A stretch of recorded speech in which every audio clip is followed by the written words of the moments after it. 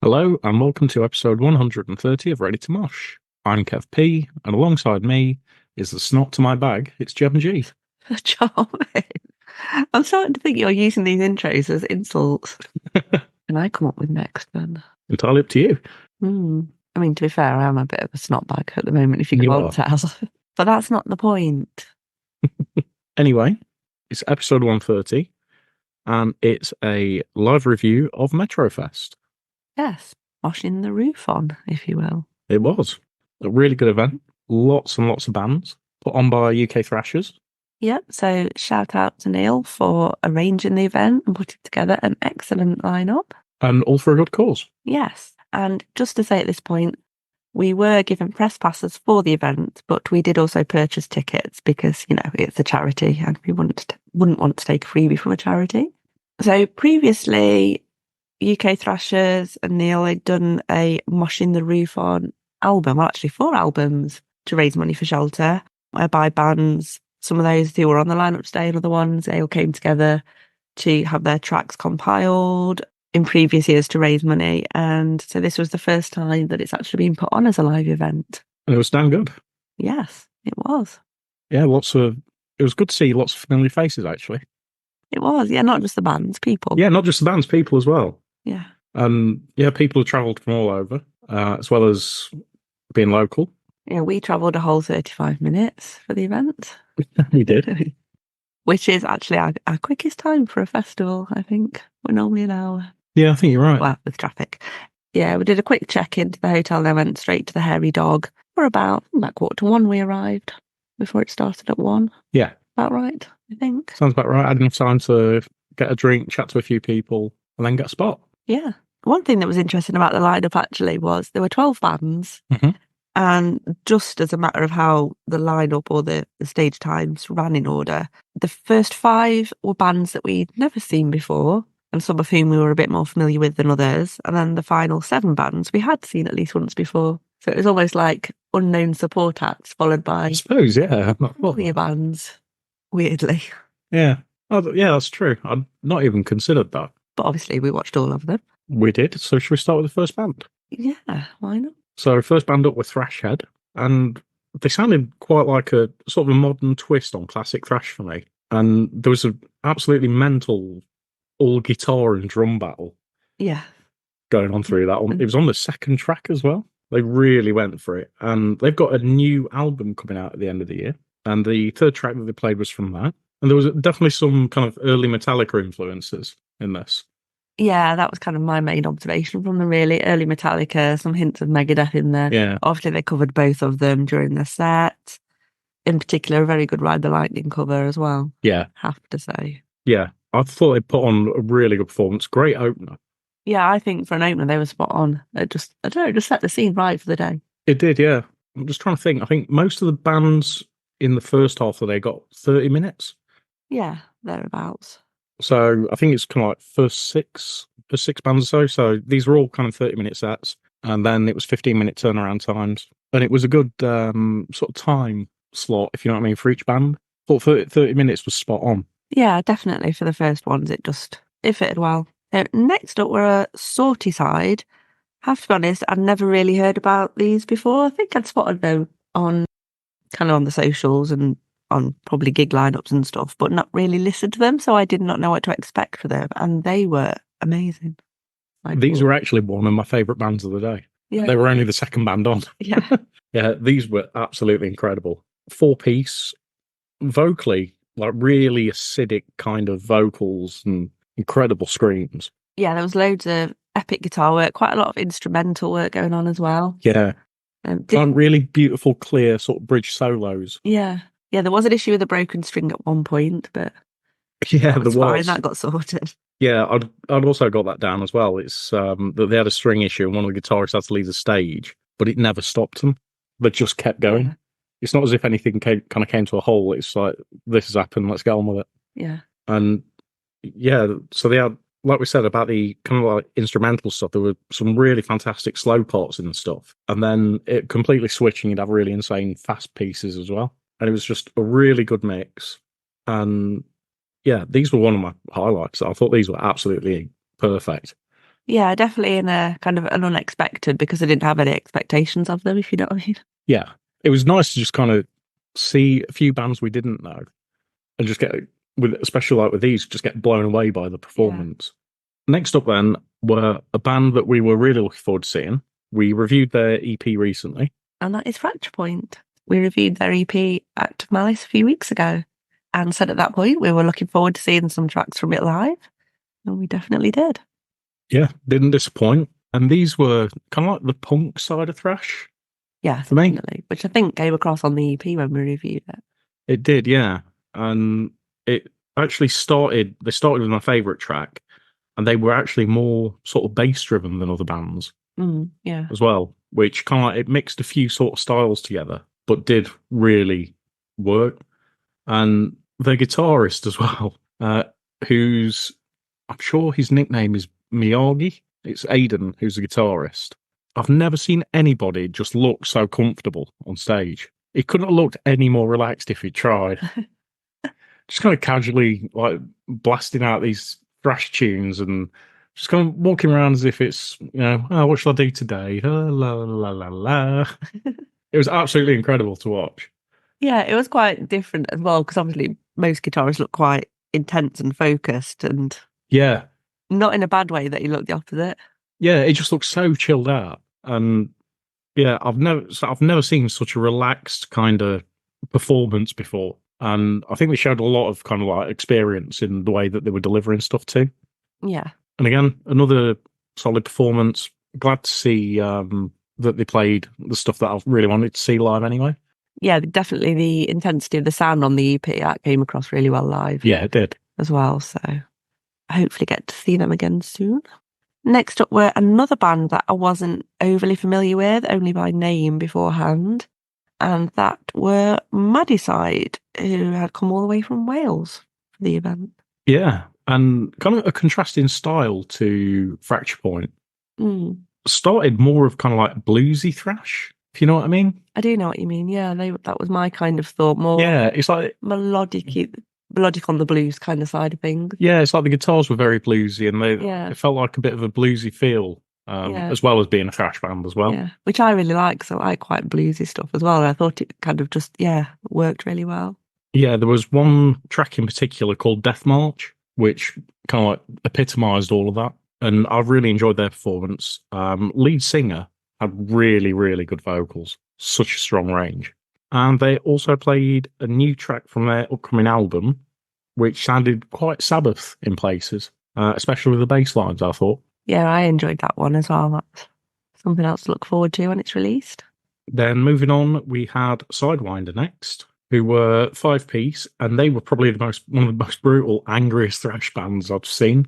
Yeah, I was going to say my kind of overriding takeaway from them were they were definitely kind of the most brutal, or up there at least. Definitely, again, a change of pace. We had that kind of those punky undertones and harshness of Fracture Point. Then Maddyside almost kind of mellowed things a little bit, and then it just kind of kicked back in again when Sidewinder got on stage.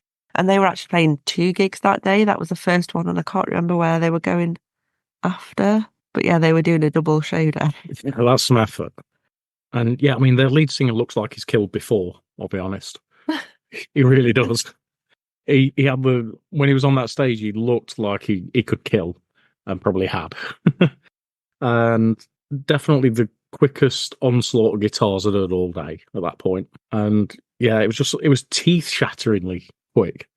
Of just the speed and the ferocity of the sound. And yeah, it was like being hit by a tsunami. It's like everything seemed calm, and then it just absolutely just hit you.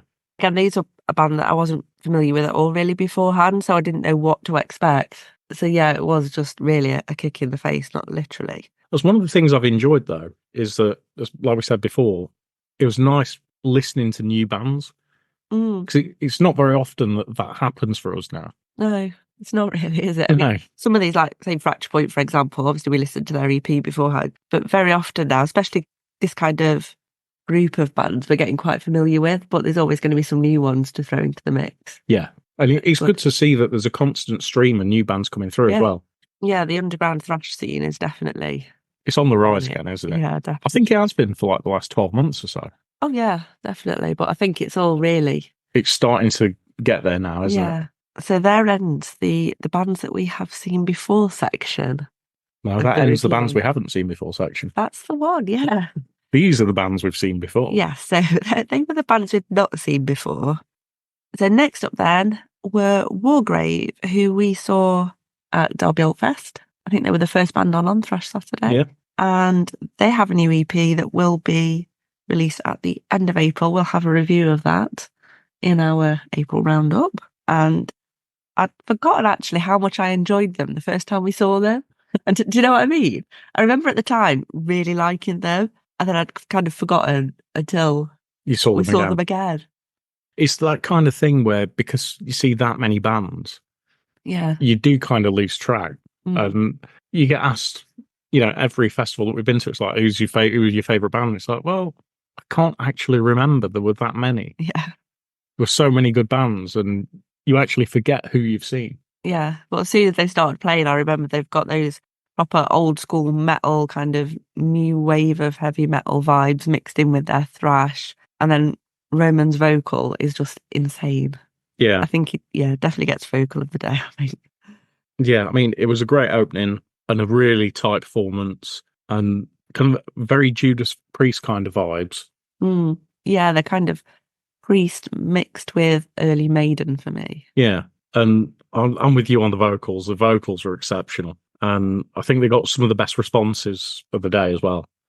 Yeah, I think in terms of the acts, they were maybe had the first act that had kind of more familiarity from the crowd. Yeah, and there was more crowd engagement as well with these. Yeah, because obviously people knew they were, they kind of reacted to that as well. yeah, and obviously the crowd was getting a little bit bigger as the day went on. It was, yeah. As these things naturally do, don't they? I guess. But yeah, absolutely polished performance.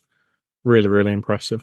And even though it was only a few months since we last saw them, I think they've definitely kind of stepped up, and you can tell that they've kind of progressed as a band. And yeah, 100%. Next up then were Regicide, a band with a lot of stage presence, solid performance, some really good interaction with the crowd, and absolutely piercing vocals. So it's kind of like, it was interesting that there was a couple, like a few in a row where the vocals were just piercing. Really heavy bass, and again, with these, how you were saying that more the place kind of fills up and there's more people for certain bands. There was definitely a core following at the front for these. It got the first pit of the day. Yes, it did. I mean, it was a little soft for my liking, but it was the first pit of the day. You know, for the time of day they were on, wasn't bad. Yeah, and I think they actually put their set together really well, because the stuff that they played later in the set kind of really worked. Yeah. And I think it was just a well-structured set that they knew what was going to hit well and what people would remember. And they kind of saved that till the end. Yeah, it kind of just built up gradually. Yeah. And these are another one that we saw at Derby Alt Fest, but they were on the Wednesday, on the Pick By You day. And again, I couldn't remember them that well until they started playing. And I was like, yeah, I do remember you. Yeah. But yeah, I thought they were really good again. And another one that I think we're hopefully going to be seeing later in the year. Yeah. And then it was time for some food, because we can't have a festival review without talking about some food. Oh, yes. We did quickly nip and get some food. I'd forgot about that. Yeah. And also at this point, I think timings were just starting to slip a little bit. Yeah. Just in terms of turnaround and maybe just tech issues. So things had got a little bit delayed. So we didn't actually really miss that much. We didn't go to what's the food van called outside the Hairy Dog? House? Can't remember. The Dog Hut? The Dog Bowl. Anyway, we went to the Chippy just on the corner. The Dog Bowl. I know it's not. It was open and then it closed. So yeah, the Chippy at the end of the road was open. And it was the nearest in proximity, isn't it? And we both fancied some chips, so why not? I had a nice portion of cheesy chips.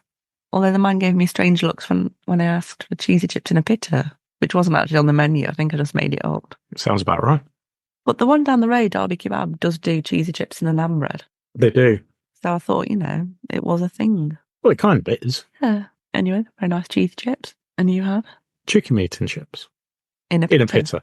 Which I guess is more normal. I suppose that is, yeah. It looks surprising I didn't want any garlic mayo or anything else on it, or any salad, or no, just give me the meat, the bread, and the chips. It's all I need. Dry contents, because you do not do condiments. No, I don't. Weirdo. Yeah. Whereas I had mine slathered in garlic mayo, so apologies if I smell of garlic mayo for the rest of the day. You I did. couldn't smell anything, so. Anyway, by the time we'd had that and got back to the venue, all of 30 minutes walk, 30 minutes, 30 seconds walk. I think Blacklist had only actually just started, so. Yeah. But then I had a vape issue as we left the chippy. So I only caught the back end of the set while you went inside and watched the set. So you're reliant on me having actually made some notes for once on this one. Well, no, I've got a few notes. I have actually as well, probably my most. But yeah, last time we saw Blacklist was when it was the Evil show at the Hairy Dog. Yeah. And they were actually a 3-piece on that occasion. They were, Not by because choice. It was it the guitarist? guitarist, yeah. Yeah, was absent. So first time seeing them as a 4-piece. And we got a new track from there, Hannibal, which they'd only played once the night before, Mm. but that sounded really good. And yeah, I thought they were, from what I caught, they were kind of like more the doom side of thrash. Mm. And kind of slowed it back down again in places. You know how we said earlier in the day, it kind of got up to a point, slowed down, then went crazy again. I feel like this was another kind of like slow the pace back down again. Yeah, it was almost a bit like, not that they were calm as such, but a bit of a calm before the storm that finished the night. There was a lot of support for Toy Collector as well that they played off the first album. Yes. A lot of people really enjoyed that one. There was a lot of people enjoying that. And yeah, from what I saw, I really enjoyed it. Yeah, I think the set was actually a couple of tracks shorter than they'd initially planned, but they did finish with an excellent cover of Rain in Blood. They did, yeah. Yeah, it's nice when you kind of get something like that. You know, because you're not expecting a cover. Yeah.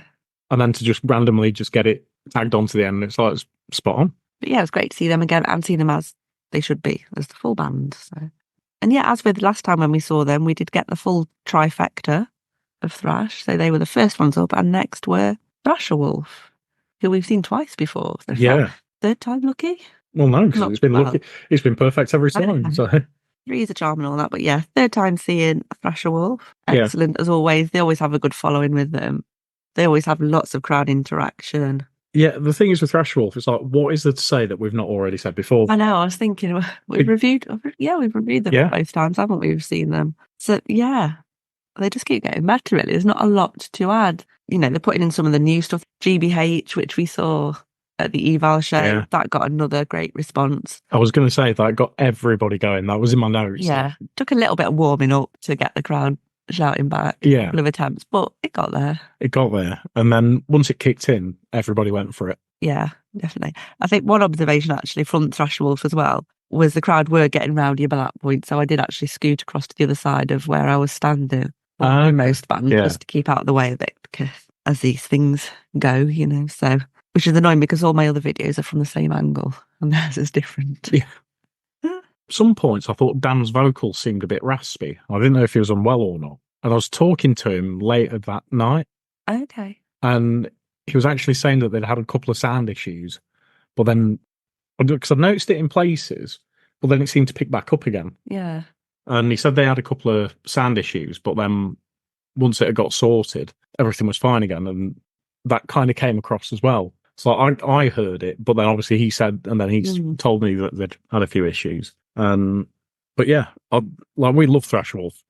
We've spoke to Dan before as well on the podcast. So go back to episode 115 from January. We had a lovely chat with Dan.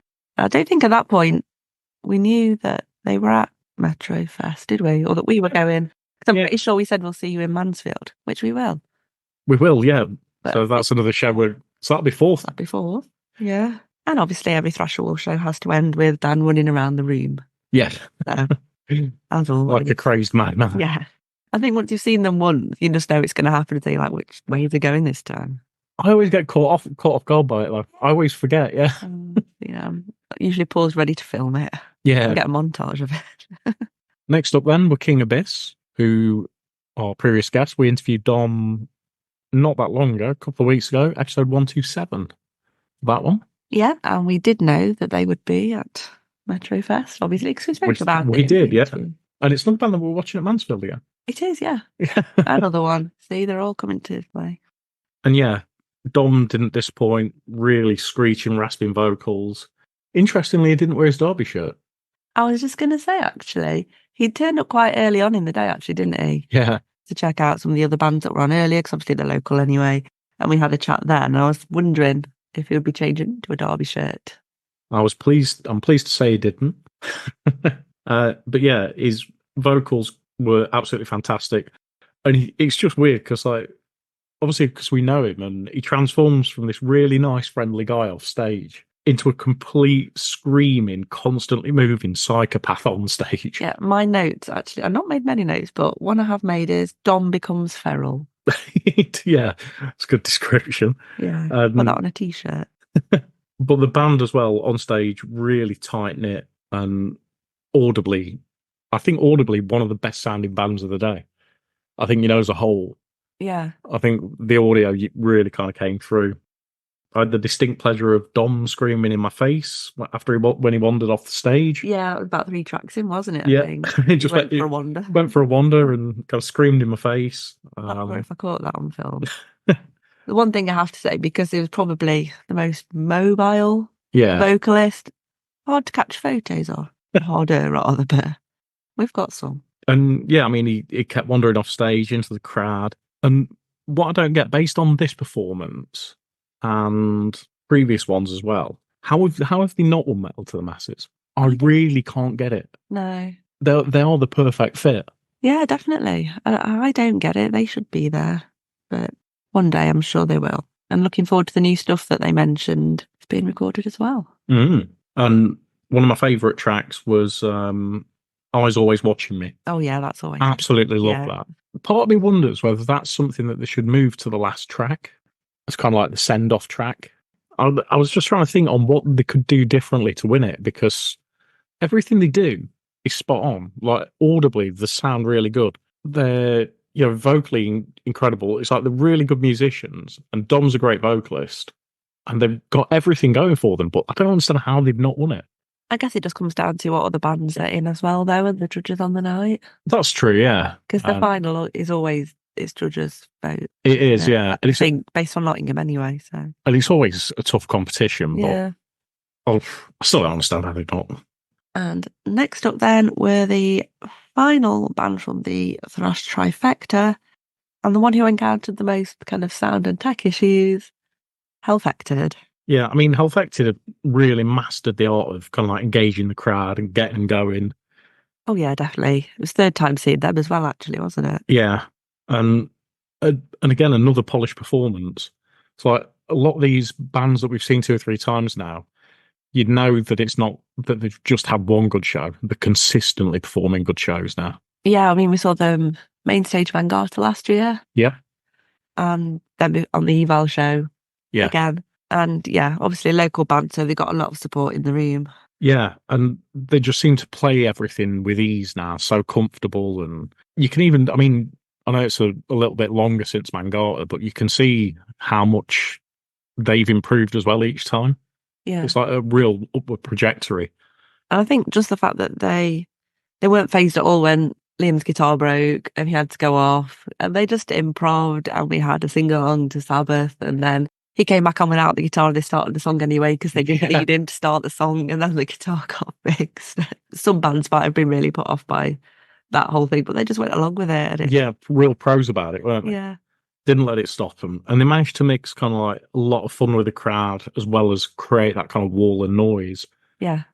And it seems that every member of the band creates kind of like an equal kind of proportionate sort of amount of noise.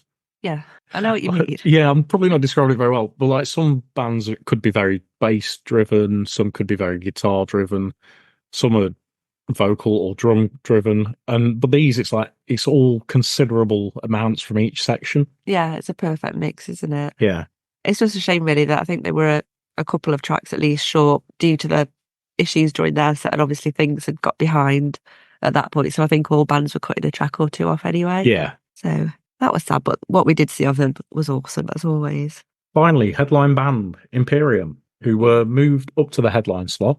Yes.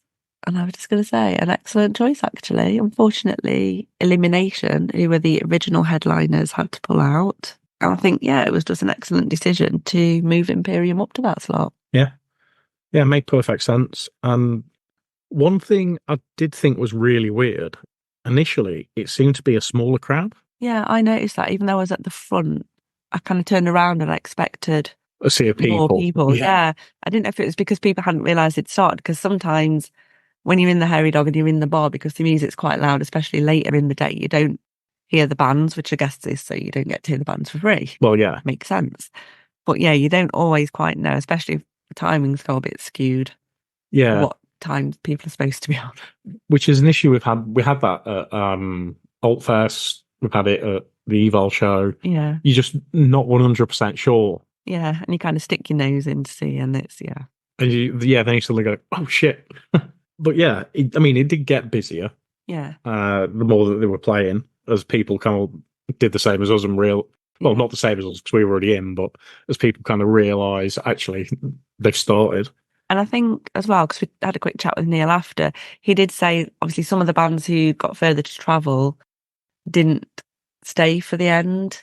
So that kind of reduced a little bit of the crowd capacity, I think. Yeah. So people who got to go back to London, for example, kind of drifted off early, whereas they were in there watching bands as well. Yeah. Which is fair enough, I guess. Yeah. You kind of expect that, though, don't you? They definitely had a real core following, though. A lot of people really, really like Imperium. Yeah, they've definitely got a crowd following. People with their merch on. And it's getting bigger as well. Yeah, I mean, they're in the midst of a tour at the moment, aren't they? Yeah. Imperium sounded really good and a very, very tight performance again. And they played new single from the EP. Yeah, I think they played quite a bit from the EP, didn't they? Yeah. But I think that was the first thing they announced that they were playing from the EP was the new single. And again, like even for something that's new, that was really tight. And the songs are just really well constructed. And I think they're delivered with the right performance as well. And it definitely got busier later on. You could see that in just size of the venue just getting bigger and bigger. And yeah, there was some pits going off, and it kind of was a good headline choice. Yeah, definitely. By the time they were kind of getting towards the end, the crowd were really warmed up. There was lots of moshing going on. Yeah. And yeah, vocally as well, so powerful. Yeah, I really enjoy Ben's voice. It's really good. And yeah, all the guitar work is so... It's just tight, isn't it? It's everything... Yeah, they just work really well. So they're, as we've already said, an excellent choice to end an excellent day of music. Yeah, 12 bands, and it was a great ticket price. And yeah, I had a really, really good day. Yeah, so they're all bands that we would definitely watch again. Oh, yeah. All bands to watch out for that we recommend you should check out to just listen to, or if they're in your area, go give them a watch. Yeah, if they're in your area, you've got to check some of these bands out. And they're all at different places in the country as well, so there's no excuse for people not to go and watch them. Absolutely, and we'll be talking about some of them, if not all of them, again at some point, definitely. Well, yeah, we've already got tickets to see some of these bands, so there will be again more kind of reviews about that. But yeah, really looking forward to more stuff that UK Thrashers put on, because I think Neil's kind of got everything together and it's moved in a good direction. Yeah, definitely. So some of the Mansfield shows he's working with DJ Rockalypse to put on there, and then there's other bands at other events around the country. So there's Colville Metal Invasion has now been confirmed, so some of the bands are going to be there. Yeah, and that looks a really, really good lineup. And I'm talking to a few people as well. They were really excited that was definitely on. Yeah, and quite a few of these bands are in the London Metal Coalition as well. So could you pick a band of the day if you had to? Because I couldn't, I'm hopeless at looking things out. Oh, band of the day. Interestingly, I did actually number bands and kind of who I thought were my band of the day, and did you? etc. So it's very tight, but it's between, for me, Sorticide, who were the second band on, King Abyss, and Wargrave. Ooh. So they were my favourite bands of the day. I really can't pick because I genuinely enjoyed every band, all for different reasons. Yeah, times because they were same but different, if you know what I mean. Yeah, I know exactly what you mean. And I've only kind of picked those bands because there were more moments for me. Like, I think every single band that played was incredible and phenomenal. But I thought there were more moments for those. Yeah, fair enough. Yeah. But yeah, I think every single band put on a great show. I think the audio for all of the bands, again, at the Hairy Dog, spot on. Yeah, there was a couple of issues, but they were always really quickly resolved, Yeah. weren't they? And in fact, the biggest issues were, it was actually where the bands had issues with guitars. Yeah, true. Yeah. They were the biggest issues. But in both instances, both bands just kept going. There was no stoppages. Just kind of like, well, we'll work through this. Yeah. But yeah, fantastic day, fantastic night. I'm really glad we went. Yes, definitely. Let's hope there's going to be another one in future. But yeah, we hope you enjoyed our little roundup of Moshing the Roof on Fest. You may have seen some of the live videos that were shared on the day, stroke night. I will be sharing some more videos and photos over the next week or so. And you can find those on Instagram, Twitter, and Threads at Ready to Moshcast, Facebook, YouTube, and TikTok at Ready to Mosh. There will also be a little vlog with some extended highlights of the bands on YouTube coming out soon. Don't forget as well, we have now got Patreon. So for the bargain price of £3 a month, you can listen to the bloopers that don't make it into the show. You get early access to episodes wherever possible. And you also get to find out what's coming up in the month ahead before anyone else does. Quite possibly even before we do, because do we ever know what's going on? Sometimes we do. And if you would like to support the podcast for free, of course, don't forget to leave us a lovely review and a 5-star rating on whatever platform you're listening to us on. That would be very nice, and we would welcome that very, very much. And we'll be back soon with another episode.